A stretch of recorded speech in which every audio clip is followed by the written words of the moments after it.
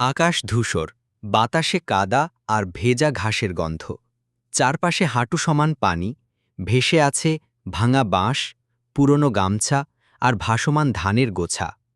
নদীর দিকে তাকালেই বোঝা যায় সে তার তীর ভেঙে গ্রাম গিলে খেয়েছে।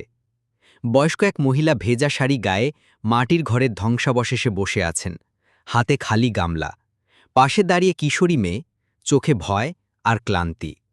হাতের ক্যামেরা বুকে চেপে এক সাংবাদিক হাঁটু ভিজিয়ে এগিয়ে আসে। পানিতে তার প্রতিফলন কাঁপছে, আর দূরে শোনা যাচ্ছে কারো কান্না ও ত্রাণবাহী নৌকার ইঞ্জিনের গর্জন। আম্মা, বন্যায় কতটা ক্ষতি হয়েছে?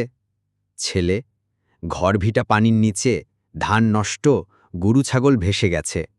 সাংবাদিক, সরকার বা কেউ সাহায্য করেছে? মেয়ে, ত্রাণ এসেছে, কিন্তু সবার জন্য যথেষ্ট না।